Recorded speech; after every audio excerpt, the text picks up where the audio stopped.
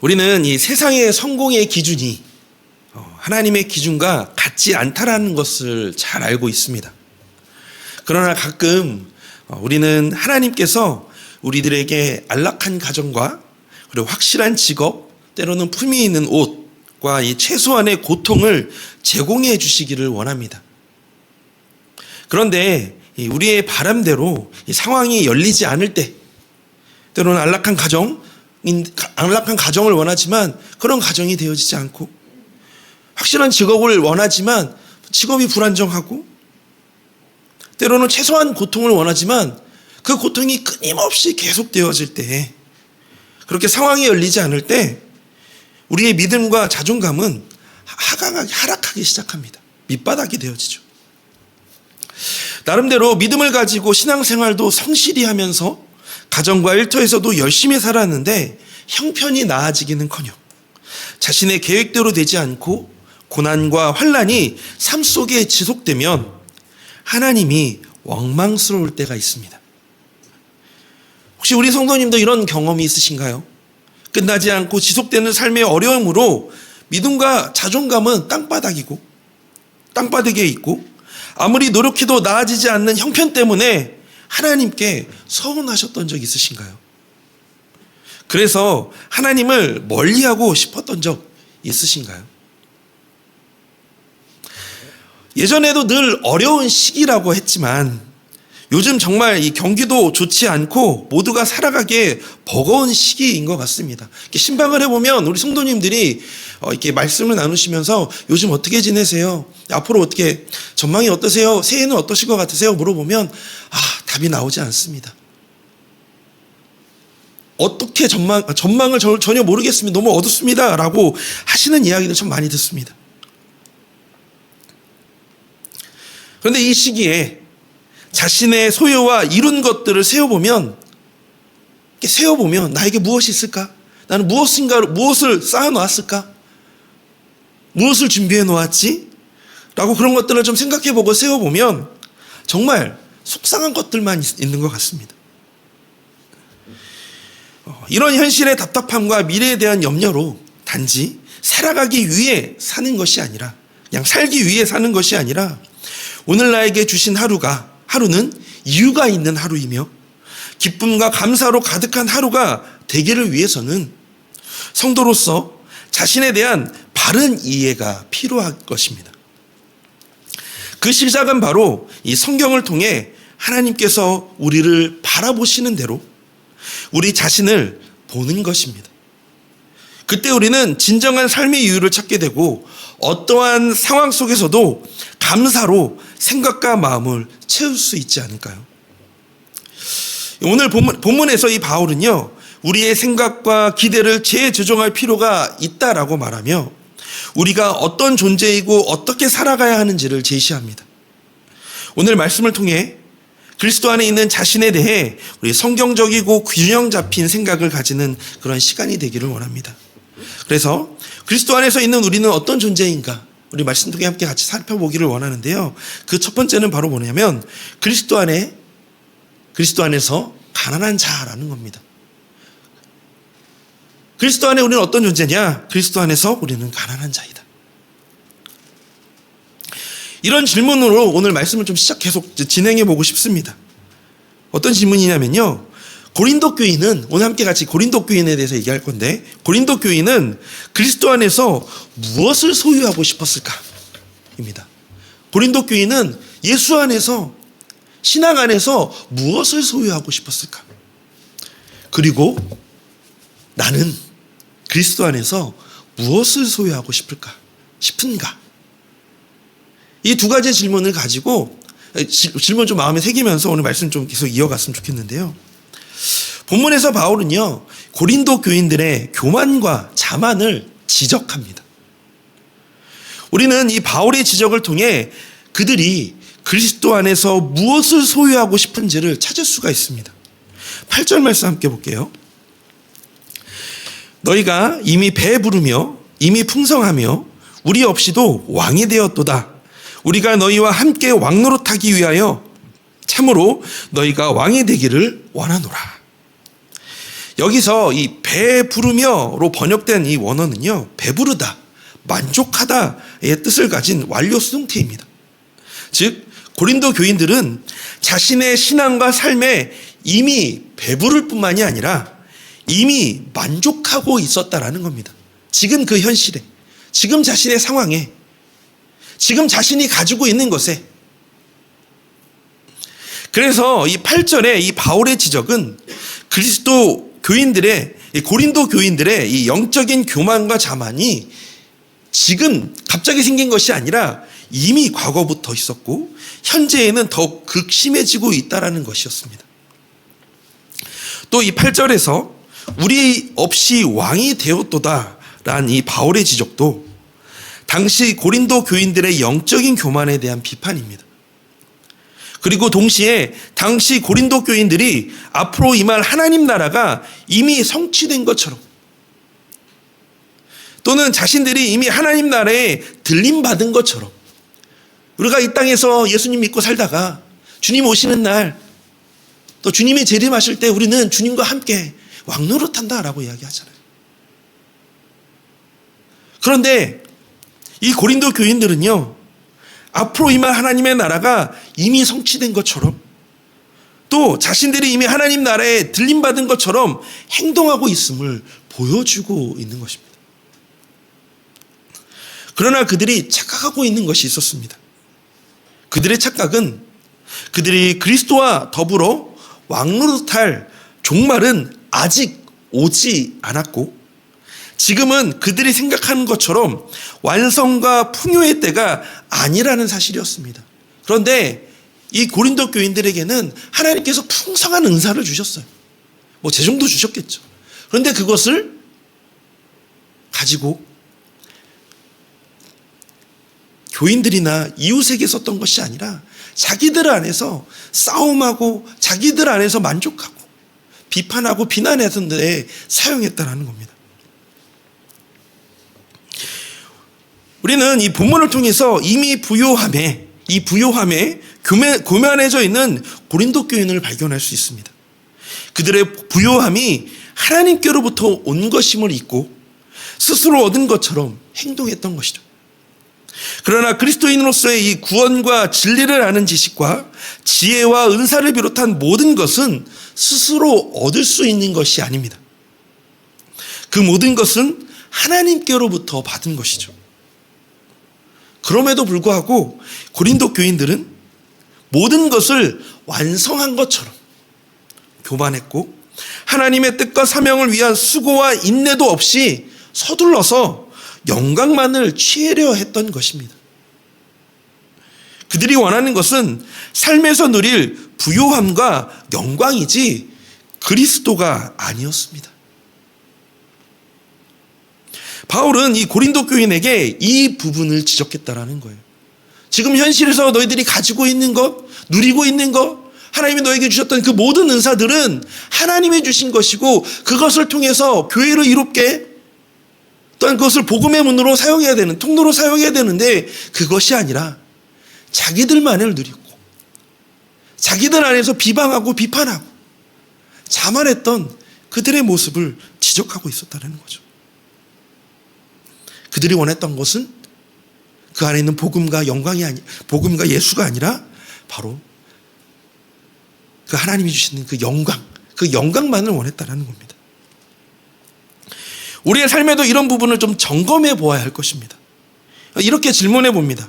만약 하나님께서 우리 성도님에게 배고픔과 목마름과 병을 주시고 집도 없게 하셨다면, 정말 열심히 신앙생활하고 날마다 믿음의 생활을 하며 열심히 봉사하고 열심히 그 신앙 안에서 지키려고 하는데, 그럼에도 불구하고 하나님이 나에게 배고픔과 목마름과 병을 주시고 집도 없게 하셨다면, 가난하게 하셨다면, 힘들게 하셨다면 하나님에 대해서 어떻게 생각하시겠습니까?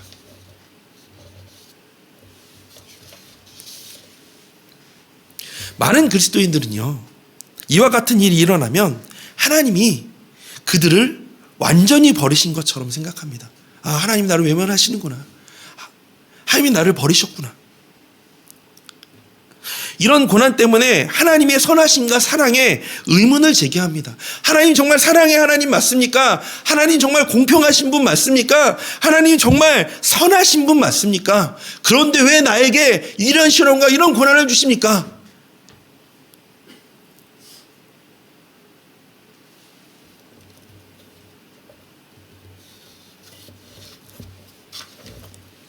왜 이렇게 반응할까요? 특별히 하나님이 계속적으로 이 땅에서 우리가 고난을 당해야 한다라고 말씀하실 때조차도 왜 이렇게 반응하게 될까요? 왜 서운할까요?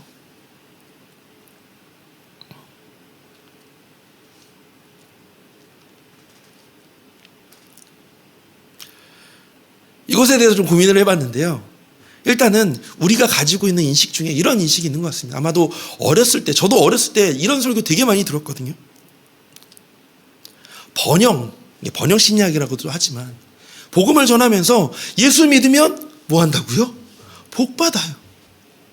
자녀가 잘 되고 사업이 잘 되고 이런 얘기를 정말 많이 들었습니다.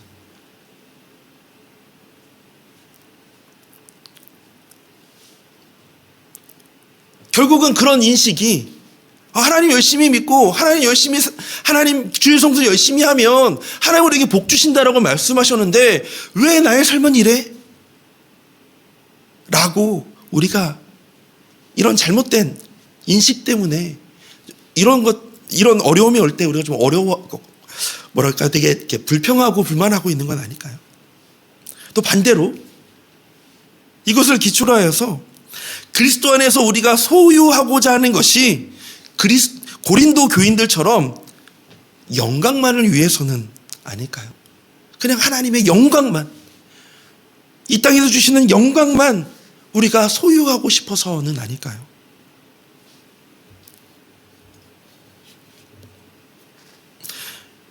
우리는 하나님이 우리에게 많은 임금을 주는 직업과 언제든지 전직이 가능한 이력서, 사랑스러운 배우자와 2-3명의 아이들, 교회의 집과 걱정 없는 삶을 제공해 주실 것이라고 생각합니다. 그러나 우리의 꿈이 눈에 보이는 것으로 실현되어지지 않을 때, 우리의 이런 바람이 실현되지 않을 때 하나님의 선하심에 의혹을 제기하는 대신에 우리가 필요한 것은 이 땅에서의 우리의 인생관을 재조정하는 것입니다. 바울은 9절부터 13절에서 복음을 위해 끝없이 고난받으며 겸손의 본을 보이는 한 사도의 삶을 교만한 고린도 교인들과 대조하면서 소개를 해요. 9절부터 13절까지의 말씀 우리 한 목소리로 함께 읽어보도록 하겠습니다. 내가 생각하건대 하나님이 사도인 우리를 죽이기로 작정된 자 같이 끄트머리에 두셨음에 우리는 세계 곧 천사와 사람에게 구경거리가 되었노라. 우리는 그리스도 때문에 어리석으나 너희는 그리스도 안에서 지혜롭고 우리는 약하나 너희는 강하고 너희는 존귀하나 우리는 비천하여 바로 이 시각까지 우리가 줄이고 목마르며 헐벗고 매맞으며 정처가 없고 또 수고하여 친히 손으로 일을 하며 모욕을 당한 즉 축복하고 박해를 받은 즉 참고 비방을 받은 즉 권면하니 우리가 지금까지 세상의 더러운 것과 만물의 찌꺼기 같이 되었도다. 아멘. 이 바울이 소개한 이 사도의 삶은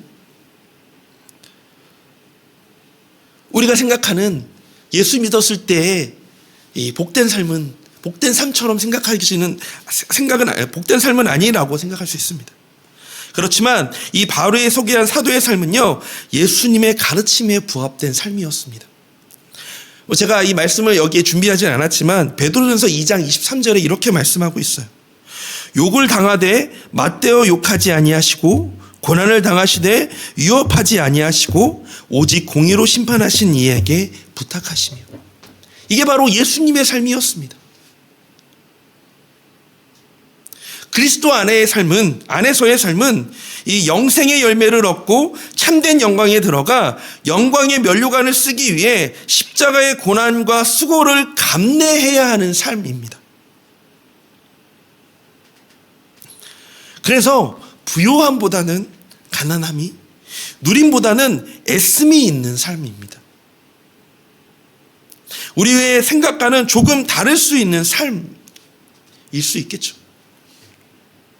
그런데 이게요, 이 가난함이라는 것이 뭔가 부족해서 있는 그런 가난함도 있겠지만, 그것을 견뎌내야 되고 인내해야 되고 고뇌해야 되는 그런 삶도 있겠지만, 반대로 우리가 부유했을 때 그때에도 우리의 신앙을 지키고 그것을 가지고 그 하나님 나에게 주신 그 모든 풍요함이 내가 잘해서 주신 것이 아니라 하나님 나에게 선물로 주셨고, 그것을 감사함으로 하나님이 시선을 주신 곳에 그것들을 흘려보내는 삶, 그것을 아름답게 사용하는 삶, 하나님의 영광을 위해서 사용하는 삶, 그것이 우리가 가져야 할 그런 예수 안에서의 삶일 것입니다.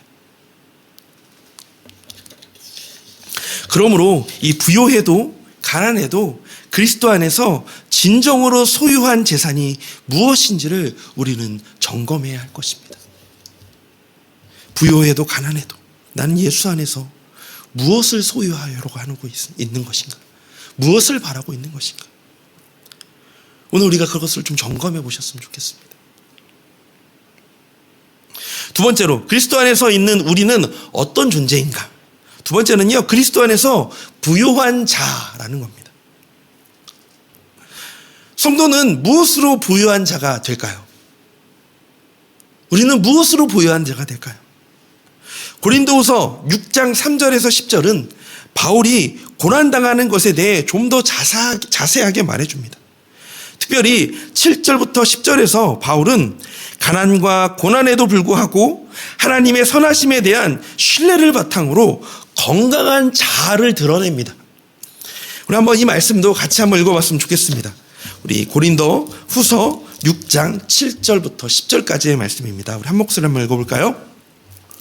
진리의 말씀과 하나님의 능력으로 의의 무기를 좌우에 가지고 영광과 욕됨으로 그러했으며 악한 이름과 아름다운 이름으로 그러했느니라. 우리는 속이는 자 같으나 참되고 무명한 자 같으나 유명한 자요, 죽은 자 같으나 보라 우리가 살아있고 징계를 받는 자 같으나 죽임을 당하지 아니하고 근심하는 자 같으나 항상 기뻐하고 가난한 자 같으나 많은 사람을 부유하게 하고 아무것도 없는 자 같으나 모든 것을 가진 자로다. 아멘.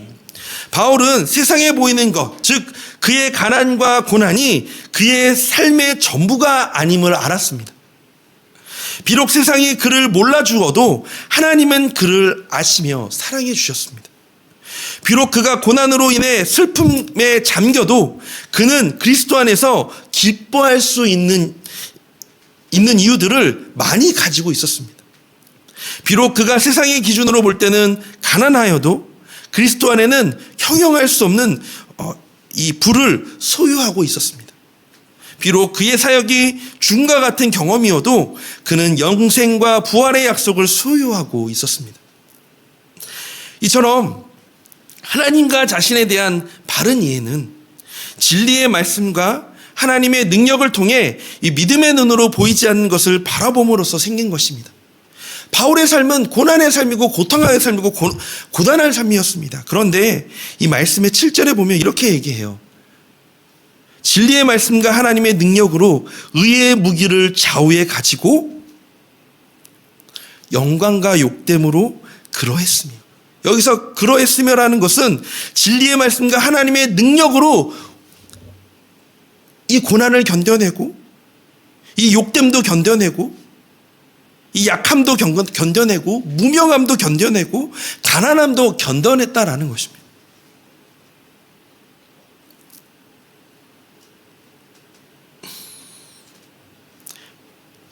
빌립보서 3장 7절부터 8절에 이렇게 말씀하고 있습니다. 그러나 무엇이든지 내게 유익하던 것을 내가 그리스도를 위하여 다 해로 여길 뿐더러 또한 모든 것을 해로 여김은 내 주 그리스도 예수를 아는 지식이 가장 고상하기 때문이라. 내가 그를 위하여 모든 것을 잃어버리고 배설물로 여김은 그리스도를 얻고. 예수를 아는 지식이 가장 고상한다는 것에 이 핸드릭슨이라는 분은 이렇게 얘기합니다. 솟아오르는 태양 앞에서 모든 별이 꼬리를 감추듯이, 그리고 크고 값진 진주 앞에서 모든 보석들이 광채를 잃어버리듯이 바울에게 있어 내 주 그리스도 예수와의 깊은 교제 앞에서 그 밖의 모든 것들은 빛을 잃었다 라고 이렇게 얘기했습니다. 즉 바울은요, 이 예수를 아는 지식이 그 어떤 값진 보물보다, 그 어떤 보석보다, 그 이 땅에서 빛나는 어떤 것보다 예수를 아는 것이, 예수 안에 있는 것이 가장 값지고 귀한 것이고 가장 빛난 것임을 이야기하고 있는 것입니다. 성도는 무엇으로 부유해지는가? 바로 예수 그리스도 안에서 그리스도 때문에 부유하게 됩니다. 이 땅에서 어떤 값진 보물도, 보석들의 광채도, 부유함도, 영광도 예수님 앞에 아무런 가치가 없습니다.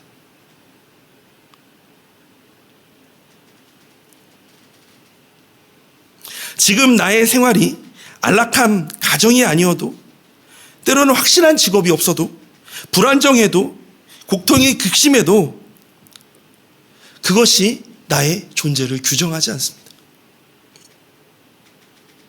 그것이 나를 가난하다고 말하지 못합니다. 실패했더라도 그것이 실패라고 말하지 못합니다. 왜냐하면 예수 안에 있기 때문입니다. 예수가 그 실패보다 가장 값지고, 예수님이 이 땅의 어떠한 이 재물보다 더 크시고 더 풍요롭기 때문입니다.